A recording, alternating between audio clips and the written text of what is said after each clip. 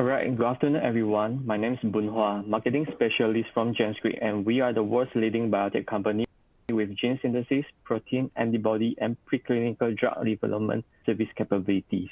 In today's webinar, we are going to discuss how can we enhance therapeutic discoveries with peptide libraries. So let me introduce our speaker today, Dr. Hao-Wing Leong.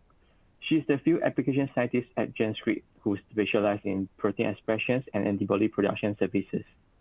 Dr. Leong graduated from the National University of Singapore in 2011, majoring in pharmacology and neuroscience, and worked as a research fellow in Duke and US Medical School thereafter. Dr. Leong has more than 10 years of research experience in molecular biology techniques and extensive knowledge in protein structure modeling, protein expressions, and its purification. This webinar will take around 45 minutes, and it will be a recorded session. You can type in your questions in the Q&A box, and we will answer them after the presentations. If we didn't get to answer your questions during the Q&A sessions, we will be sure to take down and email back to you. Now, over to you, Dr. Leong. Yep, thank you, Bunhua, for the kind introduction.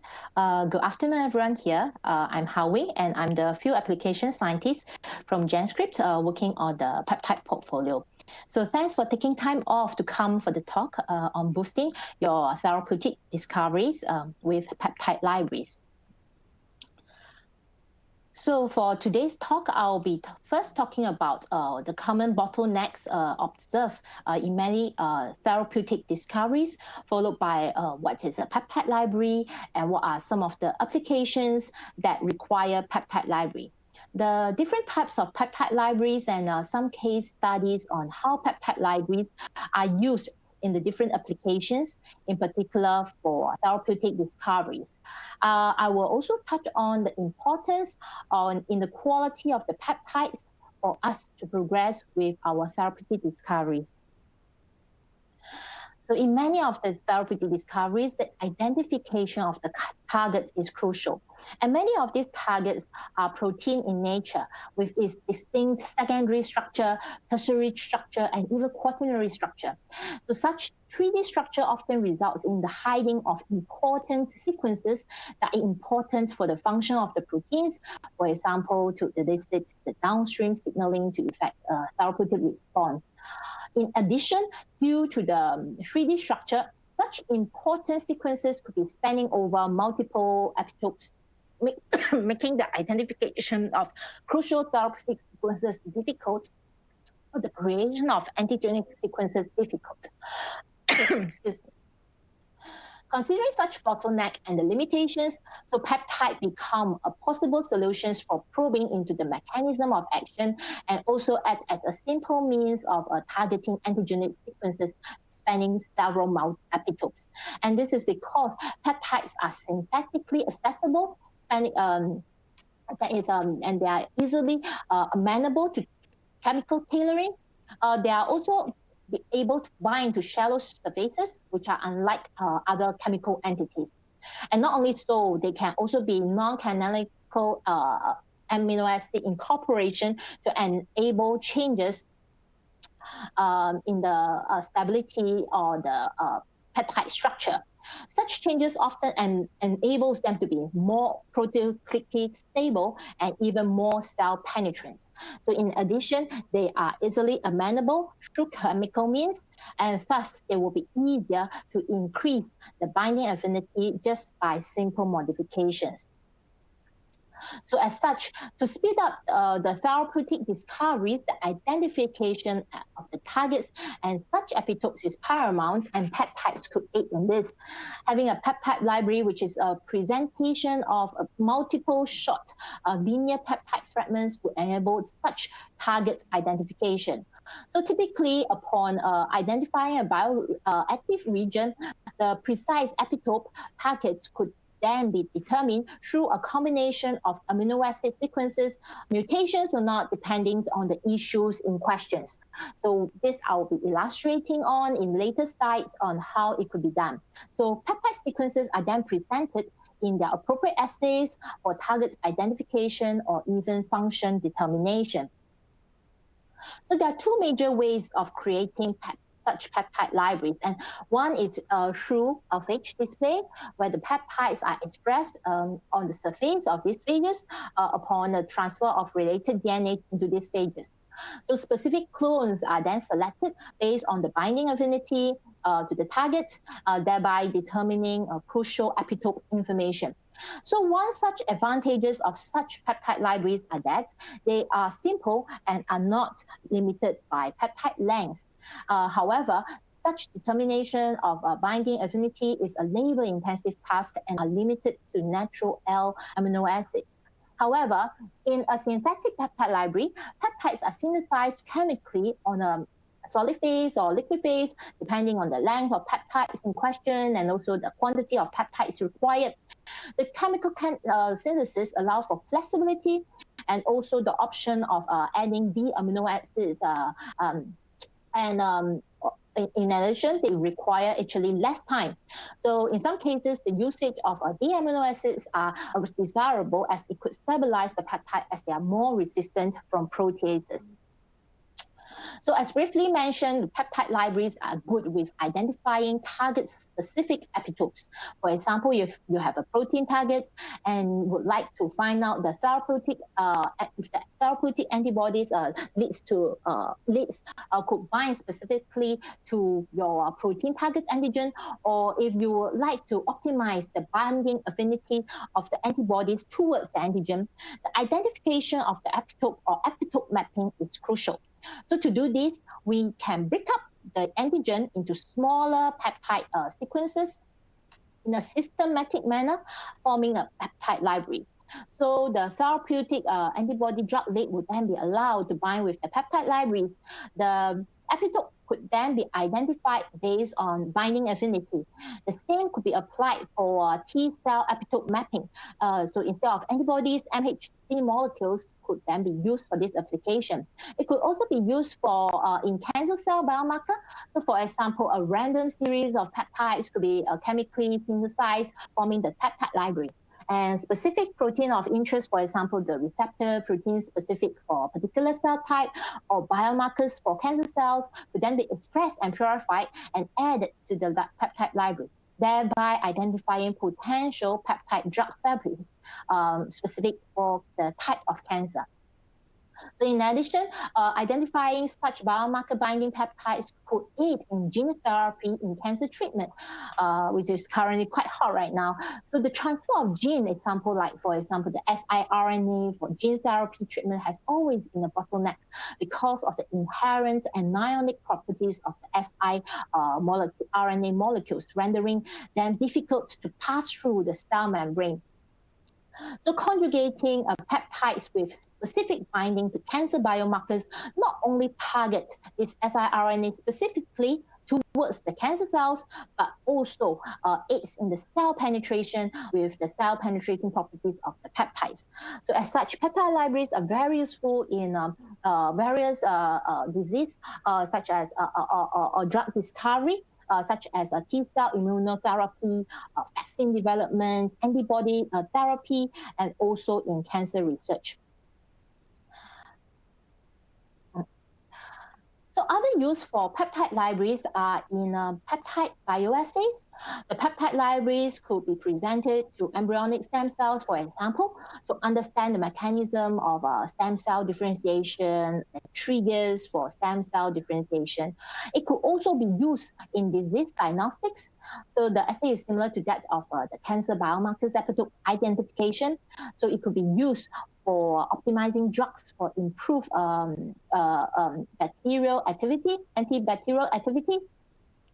So peptide libraries could be presented to the microbes and to identify the best peptide sequence that could elicit antibacterial activity. So considering the many applications for peptide libraries, how can we generate or design a peptide library? So most importantly, we need to identify the bioactive region of interest. And first, we also have to define our question and choose the appropriate library. So in GenScript, we have free online tools for different kinds of libraries to probe and answer different questions. So upon choosing it, all one needs to do is to input the sequence, and the peptide libraries will be generated with just a click. So thus choosing a peptide library that is appropriate for the scientific question to be answered or the applications is crucial. So in GenScript, we have 7 online library design tools, which I'll be illustrating in the following slides on the type of applications each is good for. So for example, for an overlapping peptide library, it is typically used for linear or continuous epitope mapping. It is a series of short peptides overlapping each other, and the length of the peptide will be set according to how fine and the resolution one required to define the epitope. But typically, it ranges between 8 to 20 amino acids, and the offset, that is the amino acid gap before the start of the next amino acid, next peptide, will preferably be 2 to 4 amino acids. And so the smaller the offset, the higher resolution of the peptide, and such overlapping peptide, which is in epitope mapping, is good for applications in determining the antigenic sequence for epitopes in T cells or in antibodies. Such library is also good for screening substrate sequence for enzymatic proteins or to determine the binding sites of protein receptors. So in this study by John and all, published in Vaccine, they have actually generated such overlapping peptide libraries with us, with GenScript, to develop a better mRNA vaccine targeting the immunodominant CMV T cell antigen PP65. So against the CMV. So studies have previously shown that the CMV glycoprotein, the GB, and also the pentameric complex are candidates for vaccines. And in this study, they wanted to determine whether additional of the vaccine expressing the PP65 antigen could actually improve this mRNA vaccine. So 1 week post-vaccine boost, the splenocytes from the indicated groups were stimulated with either pooled PP65 peptide libraries and polyfunctional IFA gamma T cell responses were measured by ICS and analyzed by flow cytometry, allowing them to determine that PP65 could actually elicit is on its own the T cell response, validating the success of PP65. In addition, the observation of additional 3 different antigen together and the observation that there seems to be an inhibition in the overall T cell response allow them to determine the mechanism of action of the vaccine and identifying that there is some sharing of some epitopes between PC and PP65. So this push the researchers to develop a vaccine technology, a vaccine strategy as shown here, with the addition of PP65 at different times to boost the vaccine response. So next, let's take a look at another type of peptide library, that is the alanine scanning peptide library. So such library are typically used to identify key amino acid for binding function, for protein stability, or for when researchers would like to identify which amino acid is crucial for the conformation of protein structure. So typically, such input of the sequence would require about 6 to 200 amino acids, and the alanine scanning library algorithm will systematically generate and mutate one residue at a time, to an alanine. And this allows us to identify key residues in the epitope and to locate binding sites of the protein, and also to evaluate the function of the protein or the enzyme. So in this case study, in the next case study that we perform in-house in GenScript, we would like to identify the key residues in the CDR variable region of the SARS-CoV-2 antibody. So to do that, we have actually generated an array alanine scanning library to replace all non-alanine residues in the CDR region to a serine to probe into the function of the native alanine residues in the CDR region.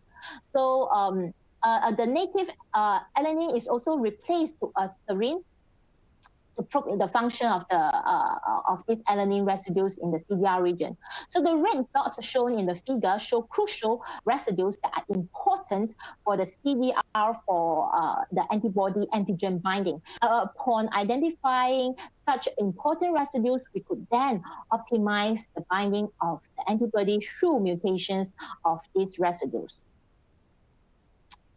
So now, such optimization of antibody binding could be performed using the positional scanning peptide library. So such peptides are good because they are able to allow for peptide sequence optimization.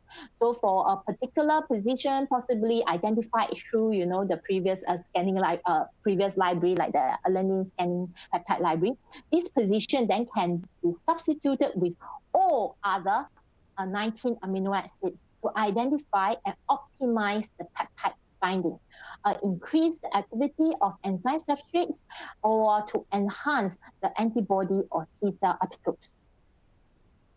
So in the following case from Avant-Garde et al., published in PLOS ONE, they had actually generated a positional scanning library with GenScript at all the residues at the tab in the Cap18 sequence to obtain an enhanced Cap18 variant that is effective against different bacterial species. So Cap18 is actually an antimicrobial peptide. They are alternatives to classical antibiotics. So in this figure, the original peptide sequence is shown above here, and the respective substitution for each amino acid is shown here. The number indicates the minimum inhibitory concentration to each mutant upon substitution to that amino acid. So for example, the red here will indicate a higher MIC that is mutating this residue to the respective residue here would decrease its effectiveness of Cap18, indicating that this could be important residues.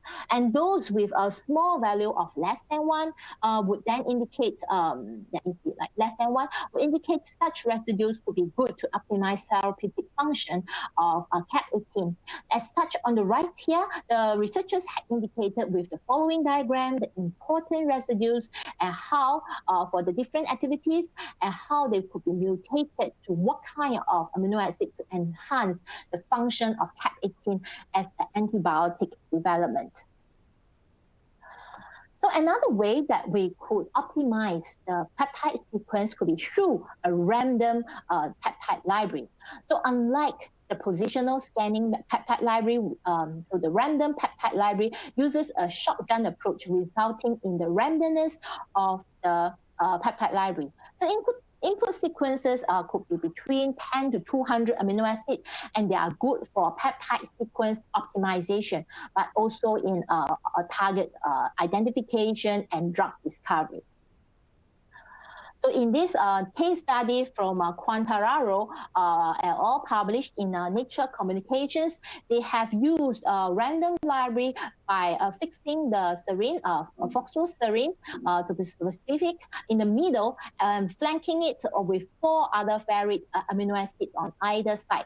This gives them a big peptide library of to the power of 10 to the power of 8 members, allowing them to probe and identify the consensus sequence for 14-3-3 gamma binding. As some of you may know, 14-3-3 is a hub protein which interacts with a range of disease-relevant proteins such as P53, RAF kinases, estrogen receptor. So these researchers in this study would like to develop modulations of such interaction through phosphorylation. And as such, with chemical synthesis of the peptide libraries, the addition of a non-canonical amino acid is easy. And this demonstrates how peptide libraries are crucial in actually developing therapeutic modulators.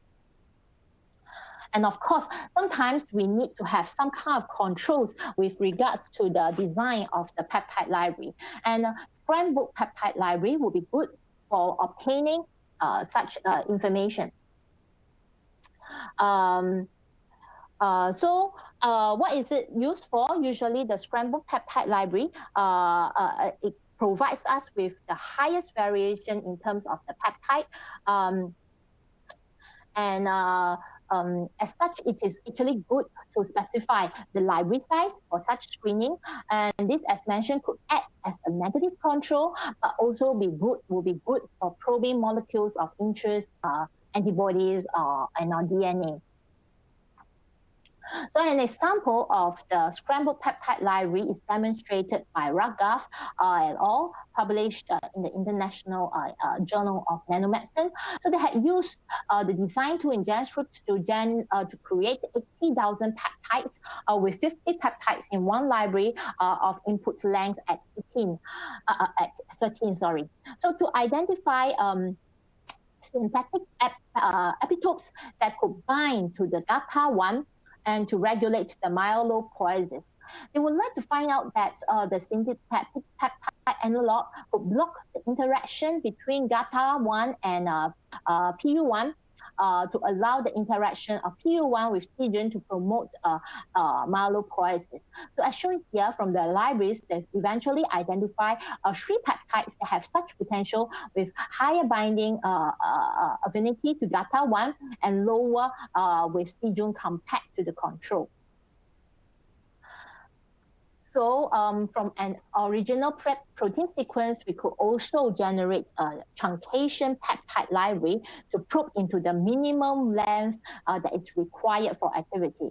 Usually this is upon some information that is obtained through adenine scanning library studies, where we have already identified some crucial residues in the epitope, but would like to map the minimal binding site for core protein binding.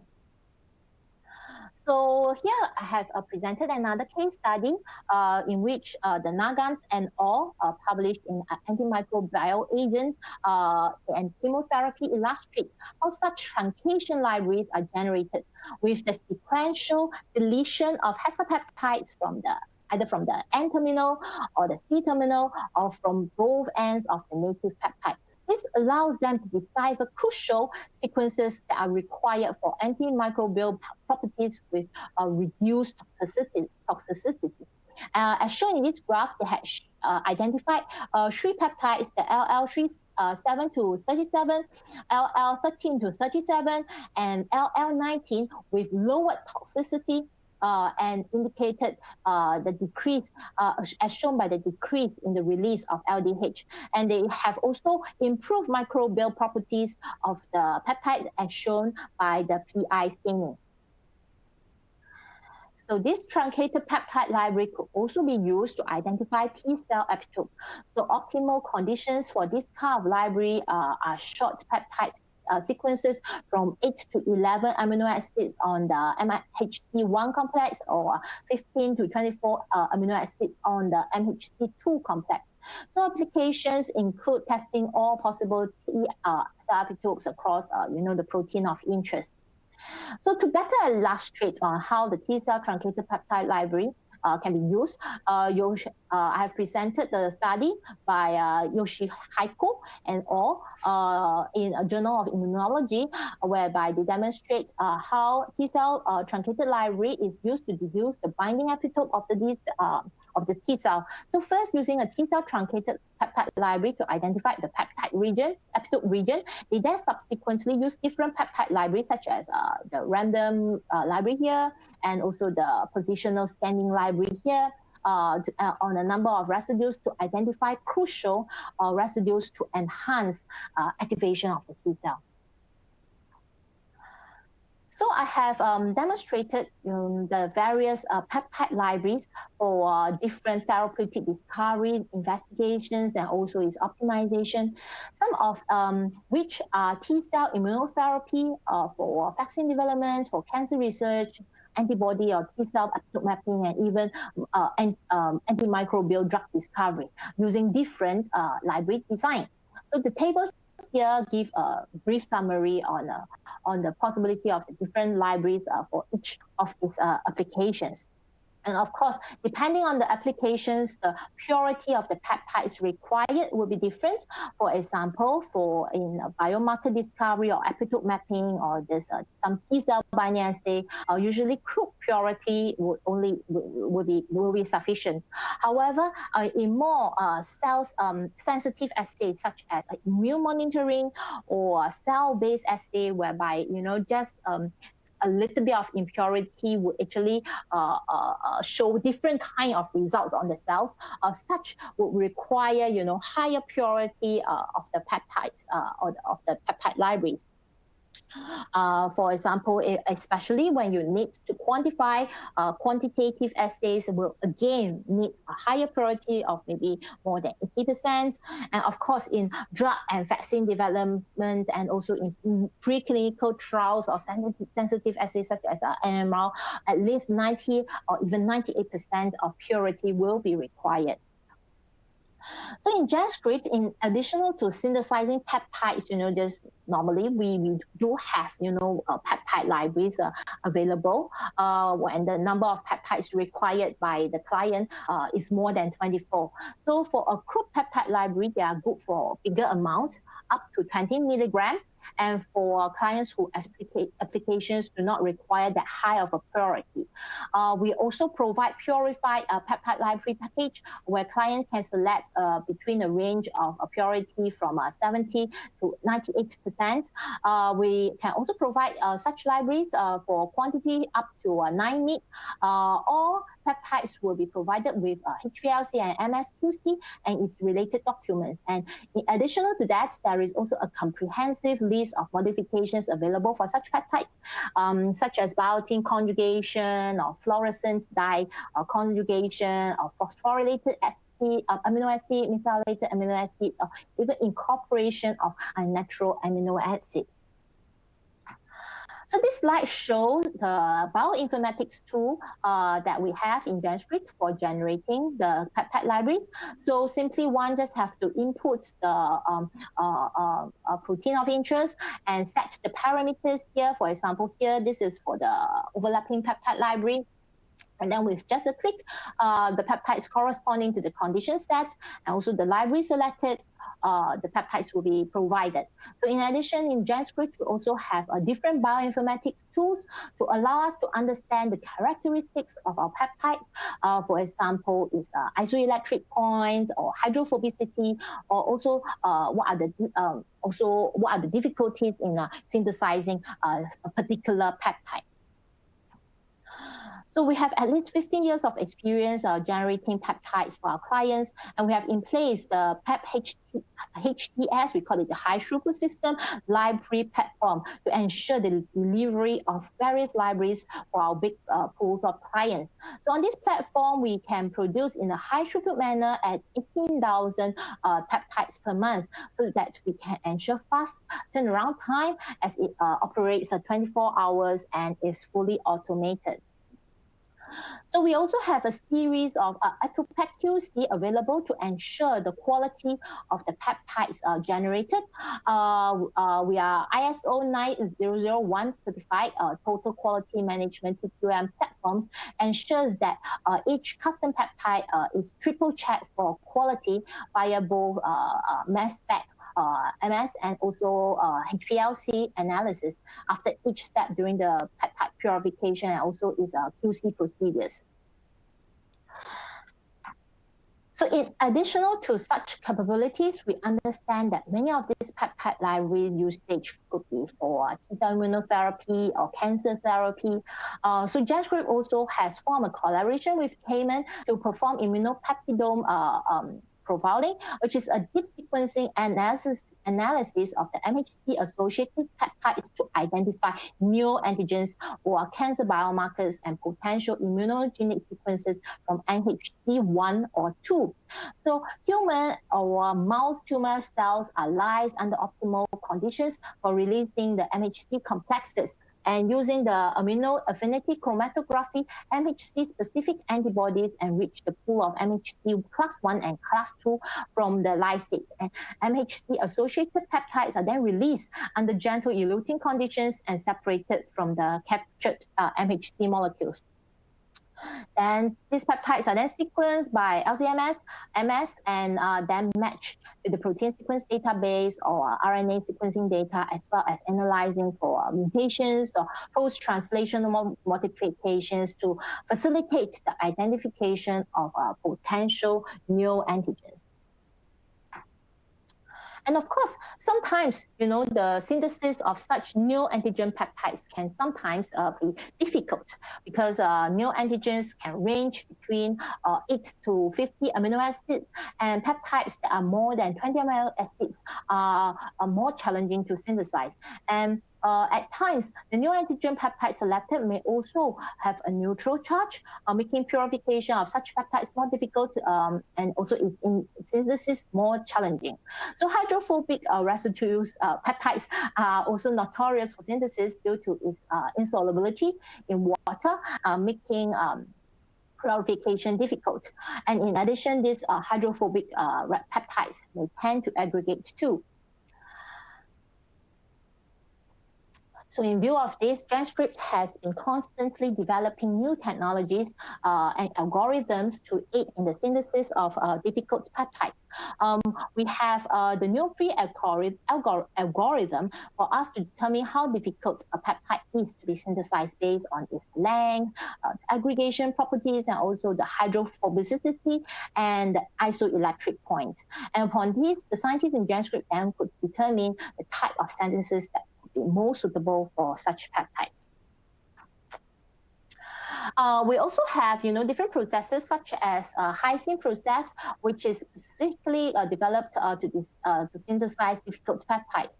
So GenScript has rigorously optimized the reaction temperature, condensation reagents to increase the coupling efficiency.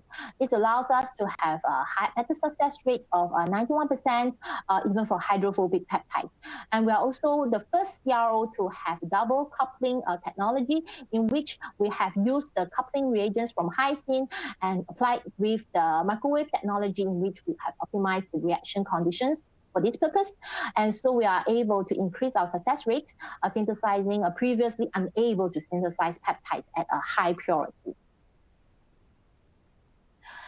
So with this as any note on our capabilities of synthesizing good quality peptides, I would like to thank you for your attention and time. Yeah, thank you. Any questions? Yeah, thank you so much, Dr. Leong, for your wonderful presentations. To all the attendees, you may ask questions by typing your question in the Q&A box.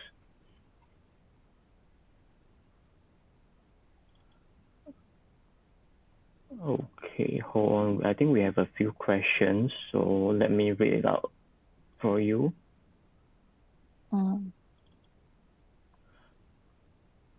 Okay, we have one question here. When designing overlapping peptide libraries, what are some of the precautions that we have to take note?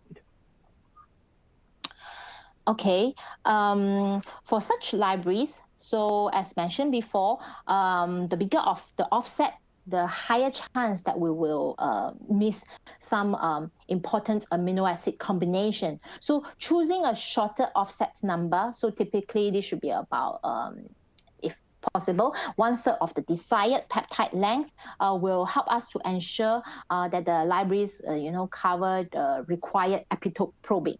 So yeah, so the offset number. Yes, thank you. Okay, the next question is, what can I do if I have a library with many hydrophobic residues?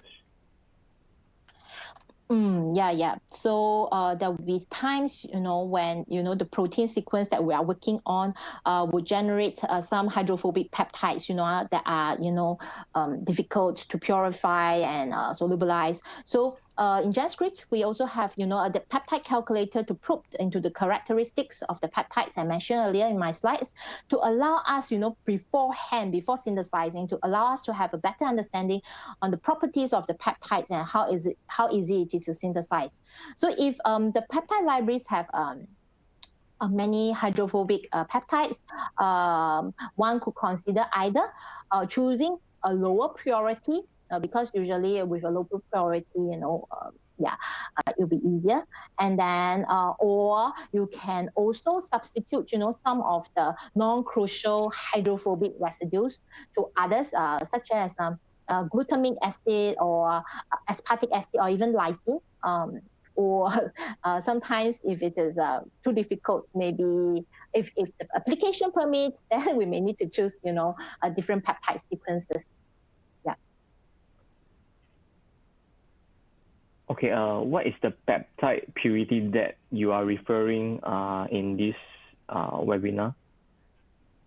Oh, okay. So the peptide purity is actually the amount of correct peptide relative to the total analyzed, through the HPLC that is absorbed at 214 nanometer. So this it may include deleted or truncated or incompletely deprotected sequences. So some other impurities also include like TFA or some salt or water or solvent. So GenScript actually can provide peptides with a different purity in that sense. Crude 70, 75, 80, 85, 90, 95, 98 based on the applications that is required. Depending on the client needs. So to purify peptides, usually we use reverse phase and also ion exchange HPLC. So and usually ion exchange HPLC is used for the purification of longer peptides or larger quantity of peptides. Yeah, so this is the purity that we are referring to, and it's quite crucial in some assay. So yeah.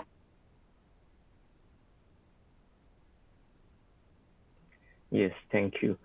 The next question would be, what kind of modification services that you provide? Okay. Yeah, we have various modifications. So at least 300 different modifications available, at least. So such modifications are usually good to improve the peptide stability, for example, such as to incorporate D-amino acids or some head-to-tail cyclization or amidation at the C-terminal. Or sometimes, modifications are required to enhance the immunogenicity for antibody development or production. So such modifications are also available, such as to conjugate to BSA or KLH or OVA. So in addition, we also have various fluorescent peptide modifications available, such as for FIT-C, for example. Yeah, thank you. Okay, to all the attendees out there, we still have quite a lot of time to answer your questions. So if you have any questions regarding this webinar or regarding our Peptide Library services, you may feel free to type your question in the Q&A box. We'll answer them. Okay, we have one more question here. What are the guarantees for the peptide synthesis under GenScript?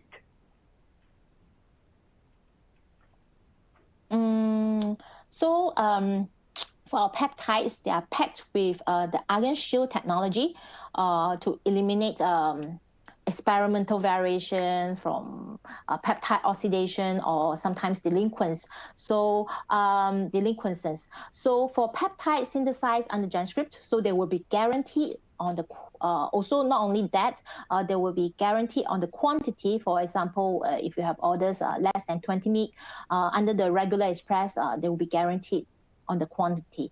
So what else? So peptides in the peptide libraries can also be guaranteed on the QC, because we will provide with the HPLC and the MS report for each of the peptide that is synthesized. And also we also understood that the residual TFA in custom peptides sometimes may cause inexplicable discrepancies in assay data, especially in those cellular assays. So we also provide a guarantee TFA removal services. So if clients are opting for this service, they will be guaranteed that the TFA level is less than 1%. So these are some of the different guarantees that we have for the quality of the peptides that are synthesized under GenScript. Okay, thank you. Okay, I see no questions from the floor, so I think we'll close this webinar. So thank you once again, Dr. Leong, for your great presentations, and thanks all of you who joined this webinar today. I hope you find this webinar useful and beneficial for your work. And thanks everyone, and we'll see you again. Have a nice day and goodbye. Okay, bye-bye. Thank you.